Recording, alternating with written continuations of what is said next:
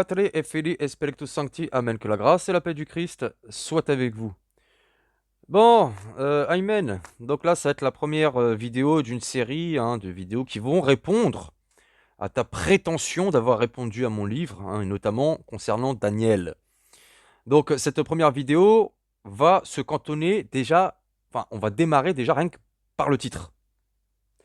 Déjà, ta vidéo démarre très très mal par le titre que tu lui as attribué. Un chrétien talmudiste. Bon, déjà, mon livre est une réfutation en tant que telle du titre que tu m'attribues. Mais, venant de vous, ça me fait doucement rigoler. Et tu sais pourquoi ça me fait rigoler? Bah, on va regarder ça tout de suite. Quand on commence à regarder un petit peu sur YouTube, on s'aperçoit de quoi? On s'aperçoit que vous, les musulmans, avez tendance à vous planquer derrière les rabbins quand il est question de la prière, quand il est question de savoir qui est le vrai Dieu, quand il est question de notre Seigneur Jésus-Christ, quand il est question de Ésaïe 53. On a même une vidéo, écoutez bien, on a même une petite vidéo où on laisse un rabbin nous dire que Jésus n'est pas Dieu. Du jamais vu. Du jamais vu. Mais c'est nous les talmudistes. C'est nous. La question c'est plutôt vous, collectif. Est-ce que vous, collectif, faites appel au rabbin? Bah écoutez, on va vous écouter tout de suite.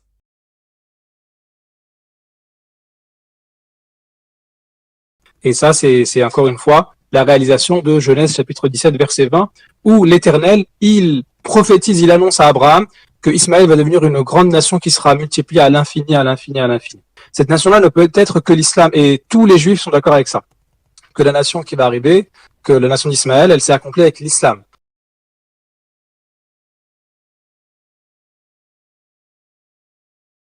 Et c'est ce que nous dit un petit peu le Rav Ron Shaya. Et invoquer Dieu, commence à le prier. Ah, mais je sais pas comment prier. Tu dis, Dieu d'Israël, je t'appelle, sauve-moi, aide-moi à te connaître, aide-moi à te servir, sauve-moi. Eh bien, monsieur Rav Ron Shaya, vu que vous nous proposez d'invoquer le Dieu d'Israël, eh bien, je vais en profiter pour vous poser ma question. Une question qui sera très importante. Tout d'abord, j'ai pas la prétention d'avoir votre niveau de la Torah, et c'est pour ça que je vous pose des questions afin que vous informez les gens qui sont avec vous de la validité et de la véracité de l'islam.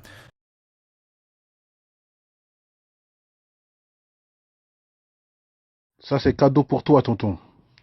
Alors, ça, c'est le Humash. Le Humash, c'est un livre où il y a la Torah, les Haftarot et les 5 Megillot.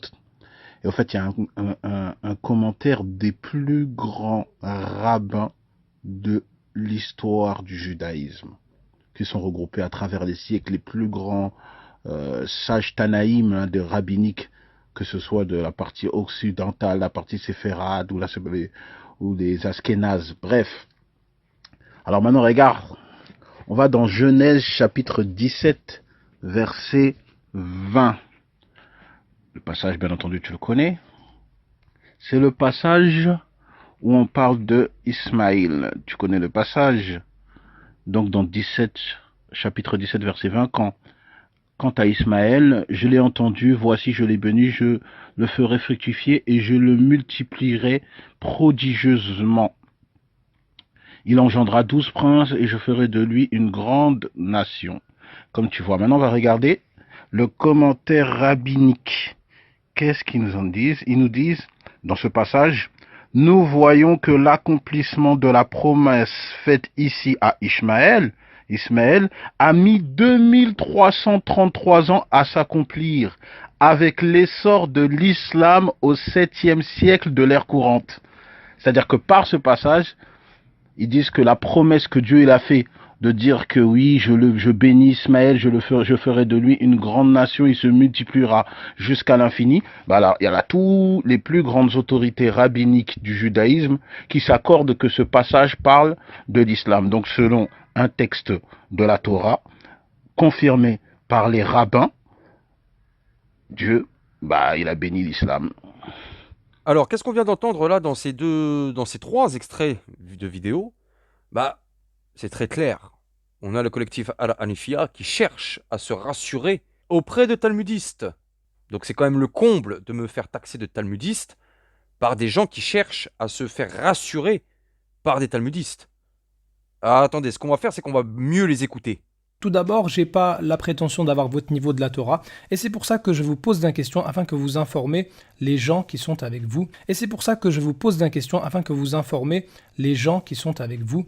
Et c'est pour ça que je vous pose des questions afin que vous informez les gens qui sont avec vous de la validité et de la véracité de l'islam. Alors, il y a là tous les plus grandes autorités rabbiniques du judaïsme qui s'accordent que ce passage parle de l'islam. Donc, selon un texte de la Torah, confirmé par les rabbins, confirmé par les rabbins, confirmé par les rabbins, confirmé par les rabbins, confirmé par les rabbins, Dieu, il a béni l'islam.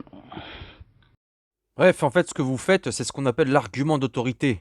Faire valoir que les plus grandes autorités rabbiniques, et puis tous les juifs, et puis ceci, et puis cela, et puis oh là là, puis vous êtes un maître dans la Torah, et puis moi j'ai pas votre niveau, enfin bref. Vous faites ce que on appelle l'argument d'autorité. C'est-à-dire que, en gros, vous enrobez une affirmation sous couvert d'une autorité. En l'occurrence, l'autorité talmudiste. Confirmé par les rabbins. Et vous ne pouvez faire ça que parce que vous considérez qu'ils font autorité dans le domaine en question, à savoir la Torah. Vous les considérez comme ceux qui sont légitimes pour interpréter la Torah. Et c'est moi qui ai taxé de talmudiste. Moi, au contraire, dans mon livre, j'affirme et je montre que justement, au contraire, les talmudistes prétendent à une autorité qu'ils n'ont pas. Je suis à l'opposé de vous. On ne peut pas faire plus clair. Bon, et puis pour enfoncer le clou, histoire que ce soit bien confirmé, on va regarder des petites vignettes de vos vidéos.